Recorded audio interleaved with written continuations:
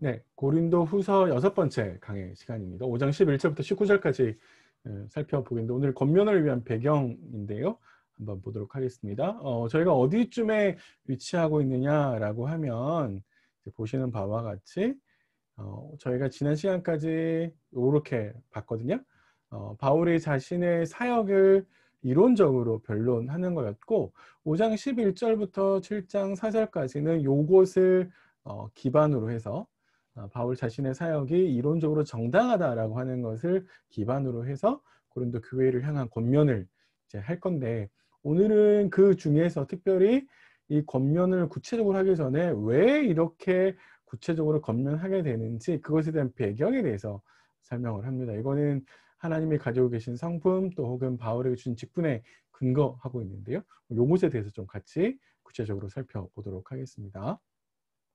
네, 오늘 저희가 살펴보는 5장 11절부터 19절은 문맥이 이렇게 되어 있는데요. 간단합니다. 크게 세 가지 덩어리 이야기로 나눠져 있죠. 첫 번째는 주의 두려우심에 대해서, 두 번째는 그리스도의 사랑에 대해서, 세 번째는 한몫하게 하는 직분에 대해서 주셨죠. 사실은 두려우심과 사랑은 동전의 양면과 같은 것이고요. 이 두려우심과 사랑을 모든 사람들이 알도록 바울에게 일을 할 수 있도록 직분을 주신 거다. 라고 이제 생각하시면 될 것 같습니다. 본문을 좀 자세하게 살펴볼게요. 문단이 어떻게 논리적으로 처음에 연결되는지를 좀 보셔야 되는데 이건 뭐 앞에서 이미 설명을 드렸는데요. 5장 11절에 보면 3장 1절부터 18절부터 5장 10절까지 여기 좀 문장이 좀 이상하네요. 3장 1절부터 5장 10절까지 혹은 더 나아가면 2장 14절부터 라고 볼 수 있을 텐데요. 앞에서 바울이 설명한 건 우리의 사역이 정당합니다. 그러니까 우리가 이렇게 권면합니다. 라고 이제 바울이 설명을 하는 것이죠. 이게 바울의 논리가 이렇게 설명되어 있는 거고요. 근데 이제 아까 잠깐 말씀드렸듯이 5장 11절부터 19절은 이러한 이유 때문에 우리가 권면합니다. 라고 설명을 하는 거라면 5장 20절부터 7장 4절은 권면의 구체적 내용이니까 여러분 이렇게 해야 됩니다. 라고 구체적으로 설명하고 있는 겁니다. 한번 바울이 왜 권면을 하게 되는지 자세하게 좀 살펴볼까요? 첫 번째 바울은 주의 두려우심을 알기 때문에 우리가 각 사람들에게 권면합니다. 라고 5장 11절부터 13절에 이야기를 합니다.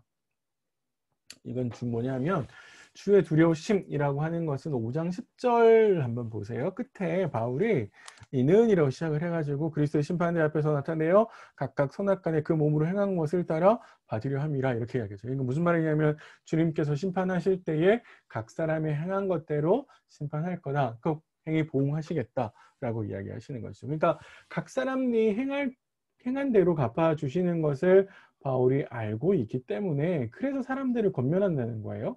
그러면 사람들이 선을 행하도록 바르게 살도록 하나님 말씀대로 살도록 권면을 하는 거죠. 그래야만 하나님께서 주시는 구원을 받을 수 있고 벌을 받지 않을 수 있는 거죠. 이런 모습을 가장 잘 설명하는 구절이 로마서 2장 6절부터 11절입니다. 이거 조금 이따가 한번 시간 나실 때 한번 읽어보시면 좋을 것 같고요. 바울은 이런 걸 알기 때문에 사실 고린도 교회를 향해서 권면하는 것이죠. 고린도 교회가 행한 것들을 하나님께서 갚아주실 거니까. 그래서 고린도 교회가 거룩한 교회가 될 수 있도록 그들을 권면하는 거다라고 바울이 이야기하는 겁니다. 자, 그런데 바울이 이 이야기를 하고 난 다음에 바울은 사실 덧붙여서 11절 하반절부터 13절에 한마디로 말하면 여러분들 그러니까 우리의 진정성을 좀 알아주기를 바랍니다 라고 이야기를 합니다. 이게 무슨 말이냐면 사실은 고린도 교회 안에 거짓 사도들이 들어왔고 그 사람들이 계속해서 고린도 교회에게 분란을 일으키게 만들어서 결국 바울을 밀어내려고 했었던 거죠. 그리고 솔직히 고린도 교회 안에는 바울의 사역을 인정하지 않으려고 하는 혹은 바울이 겉과 속이 다르다라고 비판을 하면서 그래서 바울의 사역 자체도 인정하지 않으려고 하는 바울은 뭔가 꿍꿍이 속에 있을 거야 라고 생각하는 사람들이 있었는데 바울은 그게 아니다라고 하는 것을 지금 이야기하는 것이죠. 내가 이득을 얻으려고 하는 게 아닙니다. 내가 진짜 주의 심판을 알기 때문에 여러분들을 권면하는 겁니다. 그런 우리 진정성을 여러분 좀 알아주십시오. 이렇게 바울이 설명을 하는 거죠. 그래서 바울은 좀 우리 진정성을 알아주기를 바랍니다 라고 이야기를 했는데요. 여러분 양심에도 알려지기를 바랍니다 라고 바울이 이제 11절 하반절의 끝을 이렇게 맺는데, 요 말이 또 오해가 될까 봐서 바울은 거기에다가 내가 원하는, 내가 의도했던 바가 뭐냐라고 하는 것을 명확하게 다시 설명하는데, 그것은 자천이 아니라고 하는 거죠.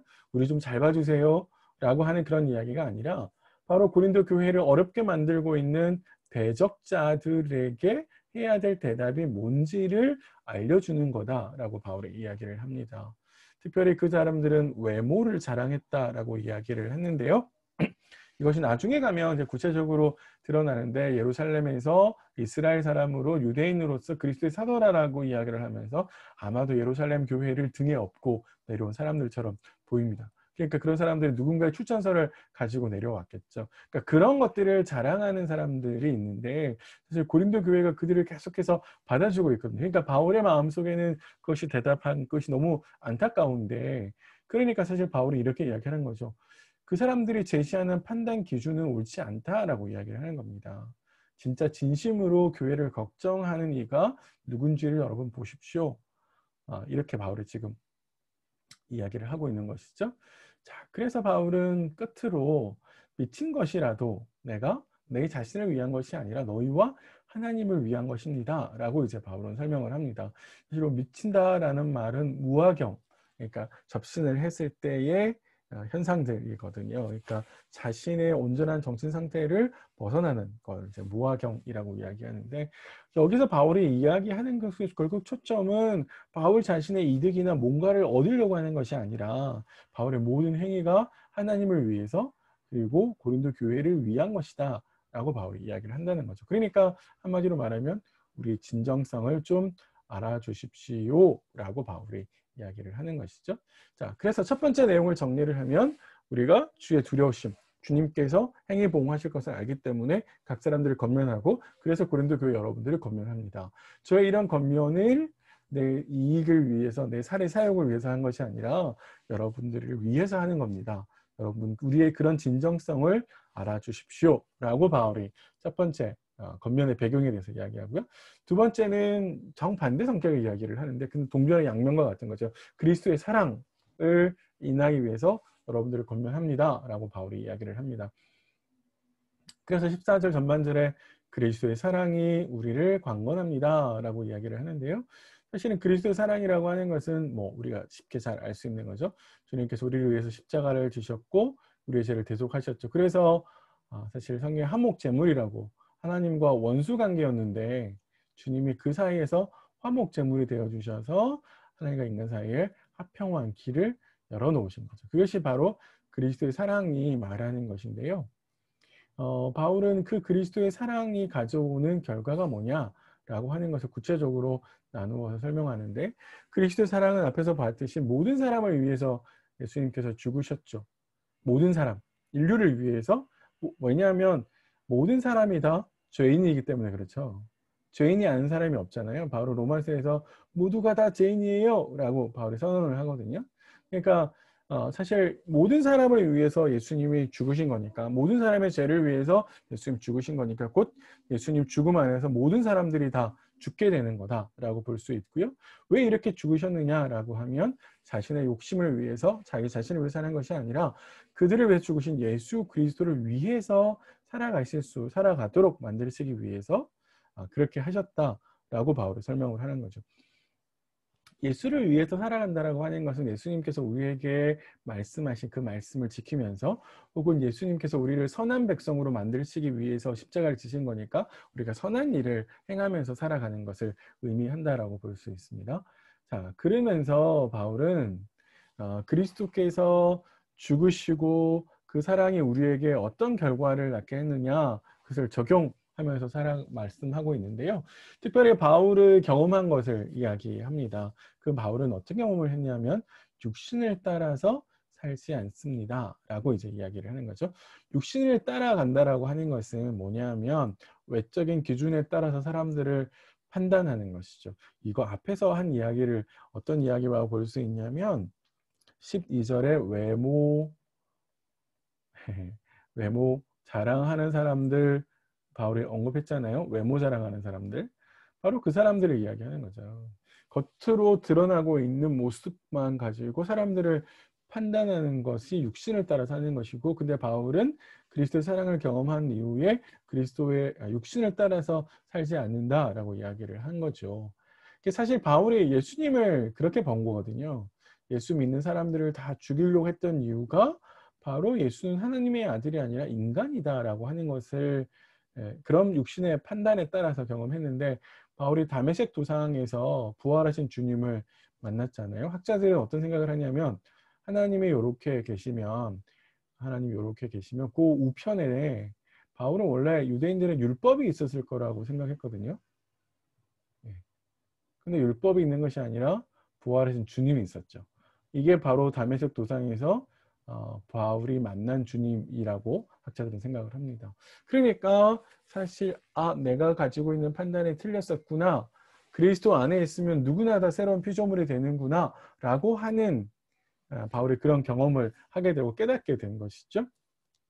그래서 바울은 어떤 사람들도 우리가 육신적인 눈으로 세상의 가치관을 따라서 판단하지 않습니다. 왜냐하면 그리스도 사랑이 모두 다 필요한 사람들이기 때문에, 그래서 선을 긋지 않는다라는 거죠. 어떤 사람들은 이렇게 포기하는 거, 이런 거 하지 않는다라고 이야기를 하는 겁니다. 그래서 사람을 겉에 나와 있는 그가 가지고 있는 외적인 조건을 가지고 판단하는 것은 옳지 않다라고 이야기를 합니다. 정리를 하면 두 번째 패러그랩은 그리스도의 사랑이 우리로 하여금 세상의 모든 사람들을 새로운 시각으로 보게 만들었기 때문에 그 사랑을 가지고 그 사랑을 받은 사람으로서 그 사랑을 전하기 위해서 권면합니다 라고 이제 바울이 두 번째 이야기를 한 거고요. 세 번째 마지막 배경은 하나님이 주신 화목하게 하는 직분 때문에 그렇다라는 거죠. 화목하게 하는 직분은 사실 앞에서 말한 하나님 행위 보응하게 하시는 것, 또 그리스도의 우리를 위해서 그리스도의 사랑으로 우리를 강건하신 두 가지를 결합하게 해서 결국 그 두 가지 이야기가 복음 안에 녹아져 있는 것이고, 그 복음을 전하게 하는 직책을 주셨다, 이렇게 이제 볼 수 있는 것 같습니다. 자, 그래서 하나님의 화목하게 하심, 이거는 로마서 3장 25절에 딱 설명되어 있는데요. 하나님이 화목 제물로 예수를 세웠다, 이렇게 하죠. 그러니까 하나님께서 원래 원수 관계였던 세상과 예수로 말미암아 화목하게 하셨고 그 길을 열어주신 것이죠. 그걸 바로 죄를 묻지 않고 예수에게 죄를 다 지게 하셔서 그래서 예수님이 십자가에서 그 죄를 짊어지고 돌아가신 것이고, 그걸 말미암아 하나님께서 세상과 화목할 수 있는 길을 열어주신 것이죠. 바로 그 열어주신 길을 있다라고 하는 것을 바로 바울이 전파하는 것이고, 바로 그렇게 하는 직분을 하나님이 주셨다라고 이야기를 하는 겁니다. 한마디로 말하면 사실 복음이죠. 복음이라고 부를 수 있고요. 그래서 부르심에 합당한 삶을 살아야 됩니다. 우리가 하나님과 화목한 길을 걸어가게 해야 됩니다 라고 하는 것, 그것이 이제 바울이 맡은 직분이라는 거죠. 그러니까 주님은 행한 대로 심판하시고, 또 주님은 인류를 위해서 자신의 몸을 내어놓으셨고, 그래서 사랑을 보이셨고, 근데 그 예수 그리스도를 전파하는 사람이 바로 바울이고, 그런 직분을 받았고, 그러니까 이런 배경 속에서 제가 여러분들에게 권면을 하는 겁니다 라고 바울이 구체적으로 권면하기 전에 고린도 교회를 향해서 권면하는 것이죠. 한 가지만 더 조금 추가적으로 설명을 드리면, 바울이 이런 식의 권면을 하는 배경을 설명하고 있다고 하는 것은요, 어쩌면 고린도 교회가 그만큼 바울의 권면을 잘 받아들이고 있지 않다라고 하는 것을 역으로 생각하게 합니다. 그러니까 사실 바울이 구구절절하게 왜 이런 식의 권면을 하는 건지를 설명하는 거거든요. 이렇게 우리에게 많은 것들을 좀 생각하게 하는 것 같아요. 자, 우리 이런 걸 가지고 이제 생각해야 될 것들이 있는데요. 하나님이 우리 각 사람이 행한 것을 계산할 날이 올 거다라고 바울이 생각하고 있고요. 그러면은 마찬가지로 내 일상을 채우는 말과 행동들, 그것이 정직과 진실이 아니라면 하나님이 그걸 다 계산하신다라는 것을 바울이 지금 우리에게 이야기하고 있거든요. 사실 우리가 내가 행하는 것들이 다 하나님 앞에서 계산되어질 거다라고 하는 것을 우리는 생각해야 되는 것 같습니다. 두 번째는요. 주의 두려우심을 의식한다라고 하는 것은 심판하시는 분이 하나님이시다 혹은 주님이시다라고 하는 생각이고, 그건 결국에 사람들이 나를 어떻게 볼까가 중요한 게 아니라 하나님이 나를, 주님이 나를 어떻게 보실까, 이게 더 중요한 거라는 거죠. 판단 기준이 주님이 이걸 좋아하실까? 주님이 어떻게 생각하실까? 내가 이런 걸 하면 저 사람들이 나를 무시하지 않겠지? 이런 생각이 아니라 주님이 이걸 하면 주님이 기뻐하시겠지? 이게 바로 우리가 가져야 될 생각이라는 것이죠. 우리가 어떻게 지금 생각을 하고 있는지 한번 생각했으면 좋겠다라는 거고요. 세 번째는 계속해서 이제 출전서 이야기가 은근히 바울이 이야기를 하고 있는데요. 사실은 삶이 중요하다라고 하는 것이죠. 바울이 그래서 진정성 이야기를 했는데, 겉만 번지르한 언변이나 학식이나 어떤 출신 이런 것들이 중요한 게 아니다라고 이야기를 하는데, 사실 우리가 각 사람들을 보고 평가할 때도 마찬가지죠. 그 사람이 가지고 있는 지위, 외모, 학력 뭐 이런 것들이 보다는 그 사람이 어떤 진정성이 있는지, 마음이 뭔지 이런 걸 알아주는 게 더 필요할 거고요. 그런 것들이 우리 사역자를 볼 때도 마찬가지지 않을까, 그런 시각에 대해서 의미가 있지 않을까 한번 생각해 보시면 좋을 것 같고요. 그리스도의 헌신적인 사랑이 사실 바울의 사도직을 수행하는 또 하나의 이유였는데, 사실 우리도 이게 꼭 사역자가 해야 되거나 선교사님들이 해야 되는 일이 아니라 그리스도의 제자라면 누구나 해야 되는 거잖아요. 그래서 예수를 소개하고 복음을 증거하는 일들은 모두 다 해야 되는 일인데, 마치 우리는 이거는 꼭 사역자들만 해야 되는 일이라고 생각을 할 수 있을 것 같아요. 그리고 또 하나, 우리는 자꾸 복음을 신자들에게만 증거하는 것이라고 생각하는데 꼭 그렇지는 않습니다. 교회 다니는 사람들에게도 복음을 다시 증거할 수 있죠. 왜냐하면 복음은 간단한 게 아니거든요. 그래서 우리도 이런 역할들을 잘 감당해야 된다라고 하는 것 좀 생각해 보시고요. 네, 마지막 두 개만 더 볼까요?